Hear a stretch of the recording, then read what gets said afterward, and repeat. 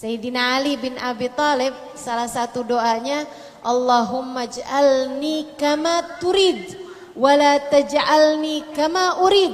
Ya Allah, jadikanlah saya hamba seperti yang Engkau inginkan. Jangan jadikan saya hamba seperti yang saya inginkan.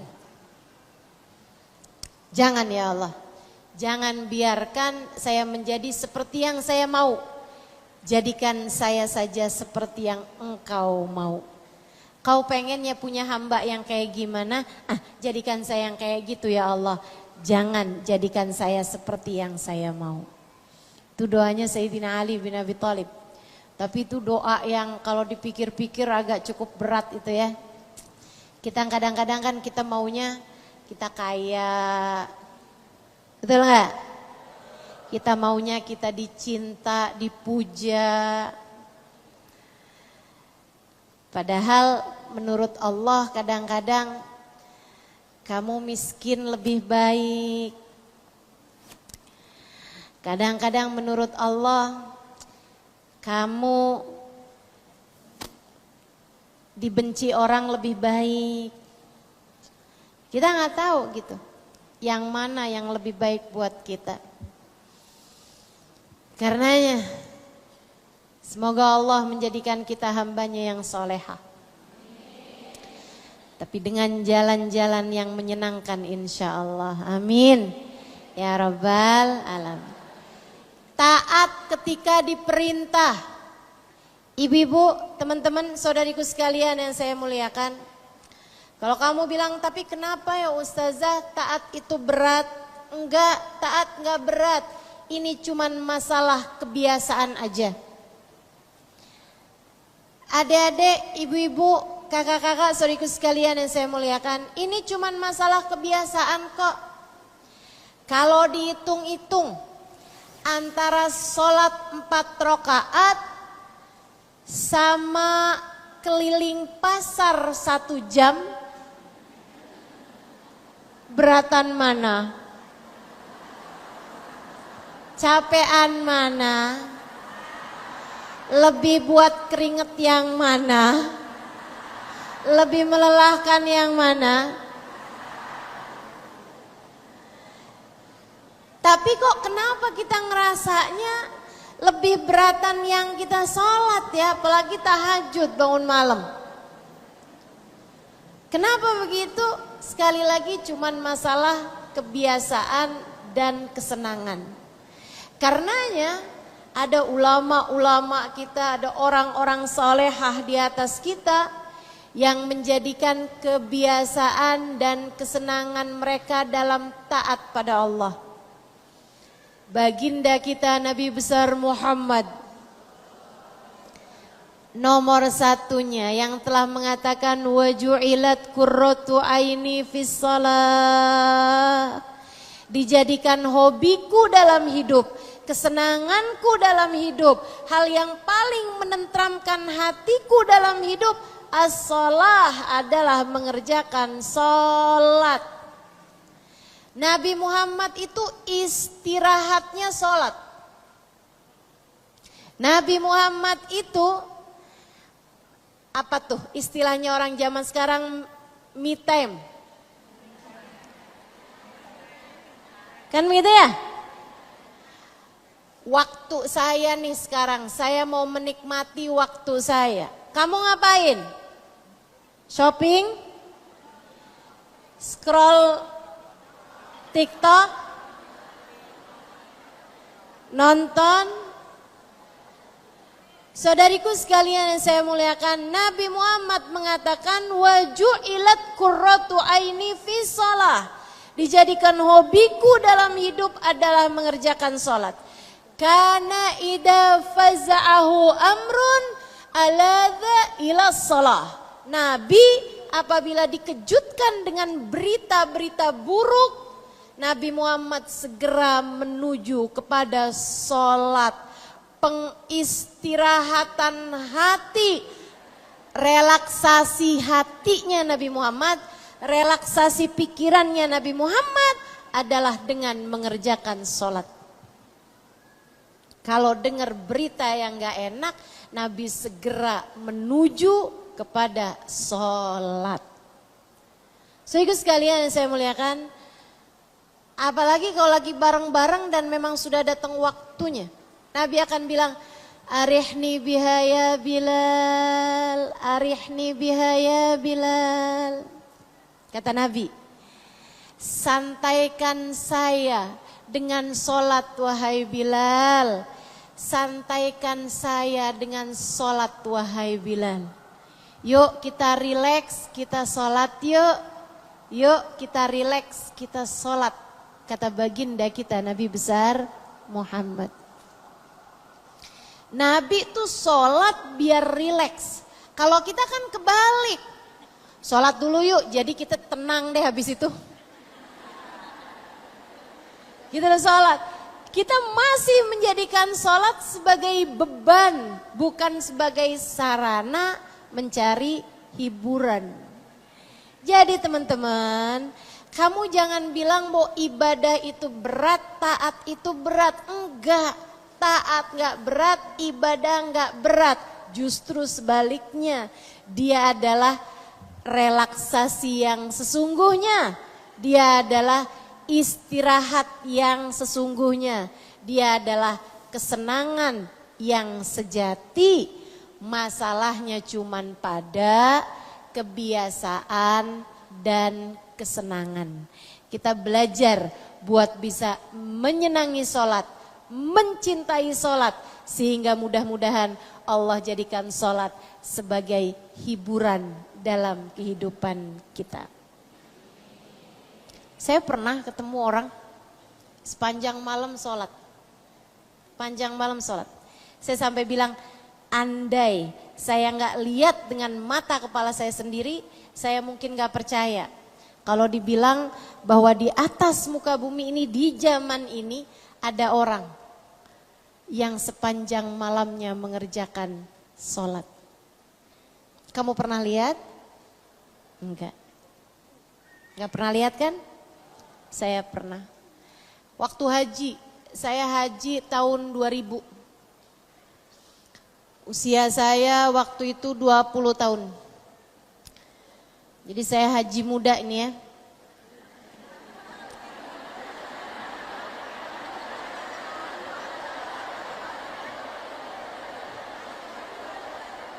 Ya tentu kalah saya.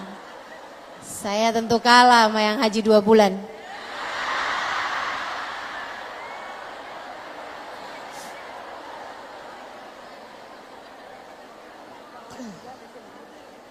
Saya berangkat dari Yaman hajinya.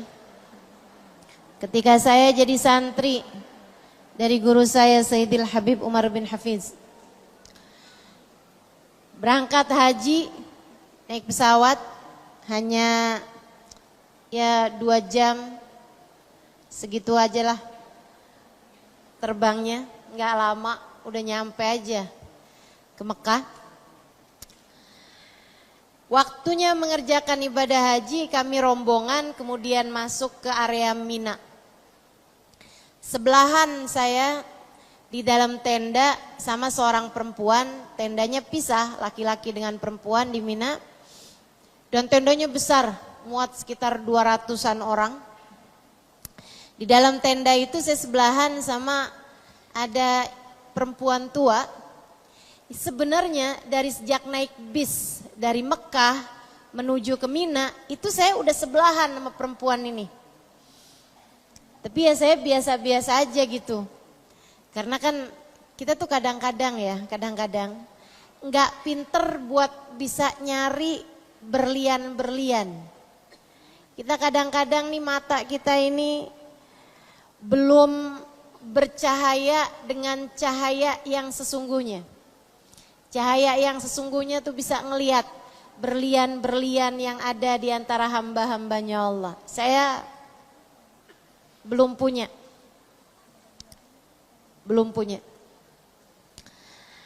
Saya sebelahan sama beliau.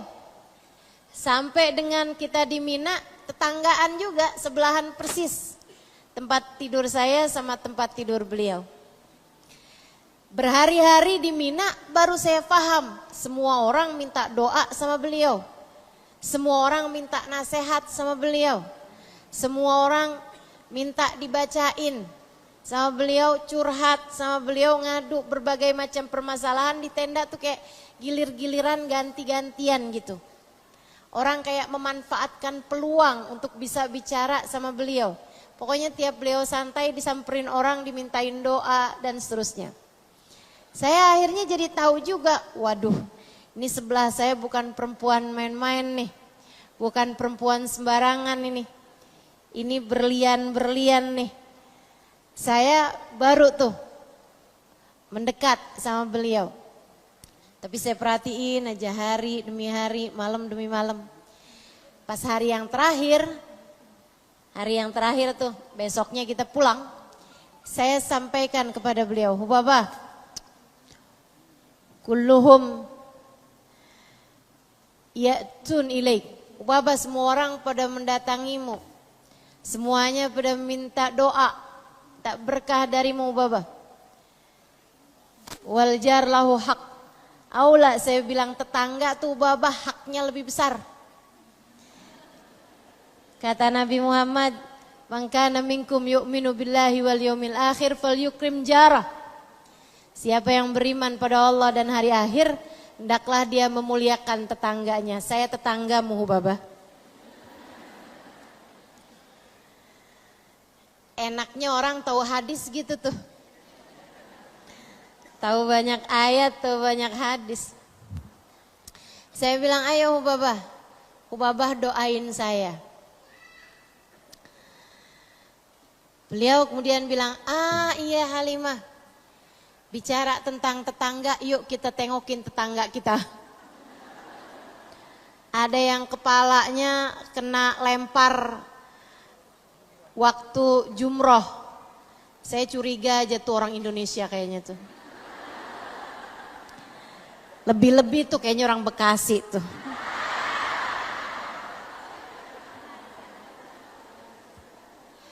Yang waktu sebelum haji suka dibilangin sama ustadznya, lempar jumroh, lempar setan. Jadi kayaknya tuh kayak ada dendam kalau urusan lempar-lemparan. Ngambil batu disuruhnya yang segede kerikil tuh ya, ngambil yang rada gedean. Biar tahu rasa nih setan. Dia lempar sepenuh kekuatan, taunya kena kepala orang. Dia bilang, yuk Halimah kita tengokin. Saya akhirnya mau gak mau saya tengokin. Habisnya itu datang maghrib, kita sholat. Habis itu datang isya, baca-baca zikir ya. Kemudian ada kajiannya Sayyidil Habib Umar bin Hafid.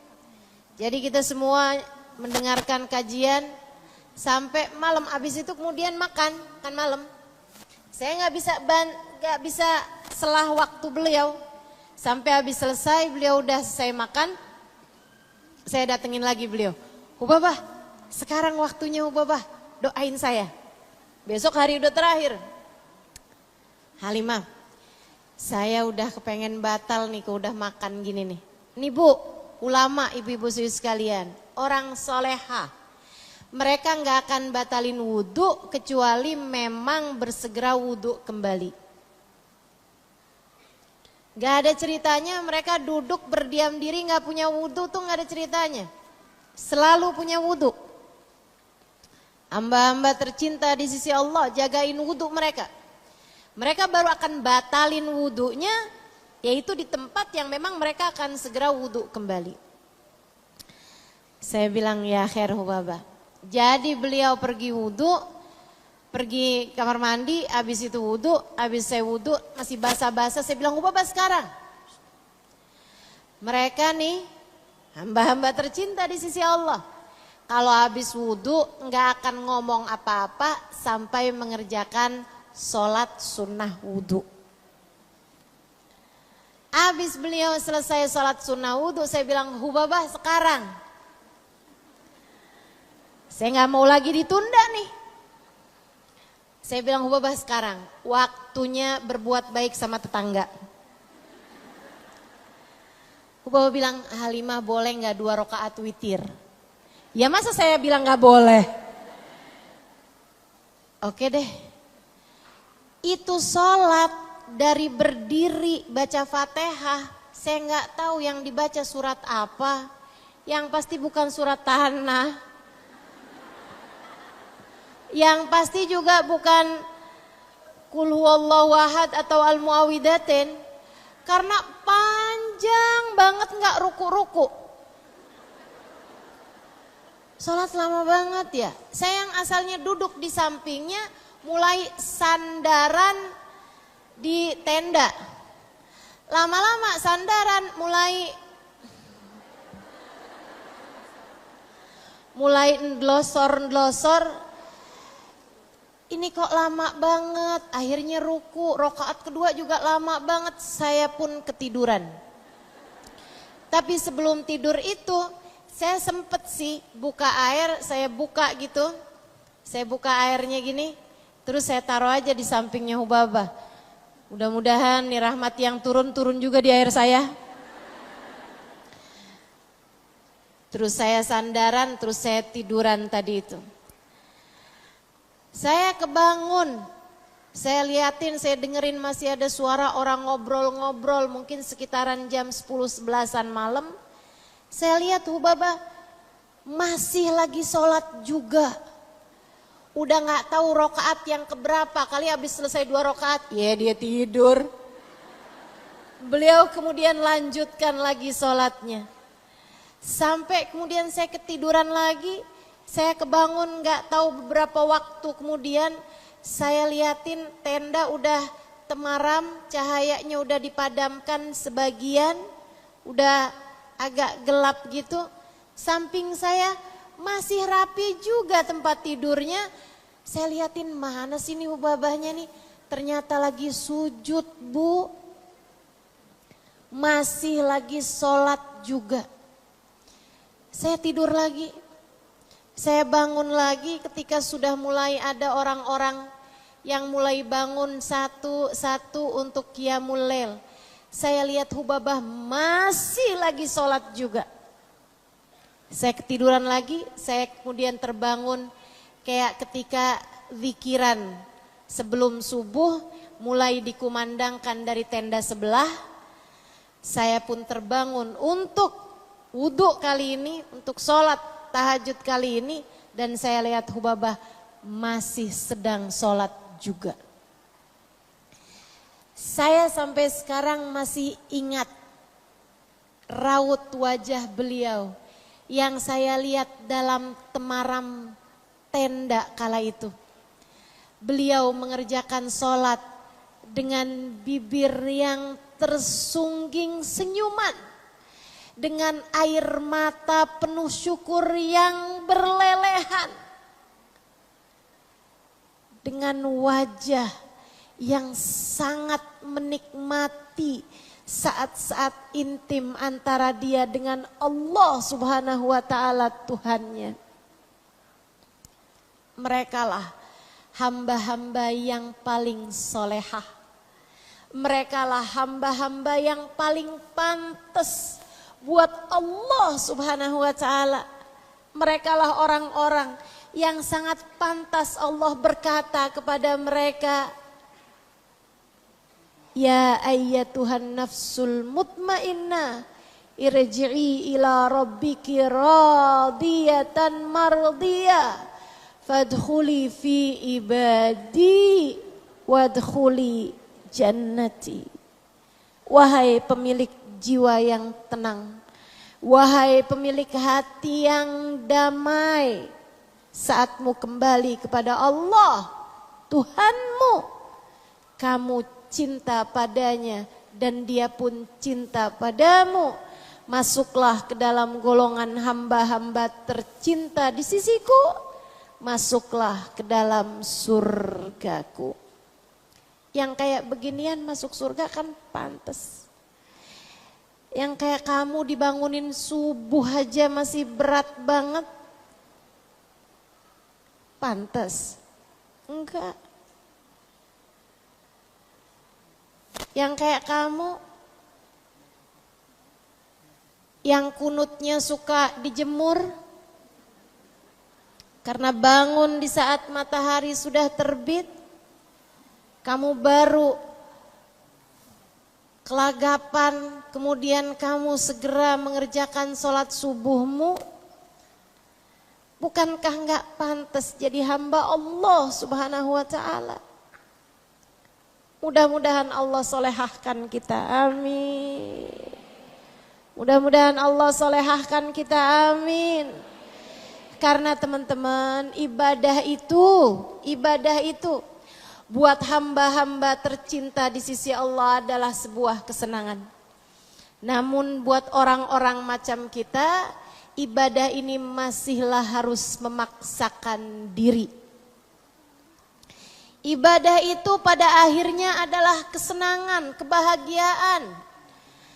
Akan tetapi sebelum itu kita harus memaksakan diri kita untuk mengerjakan ibadah pada Allah Subhanahu wa ta'ala. Salatmu jangan tinggal.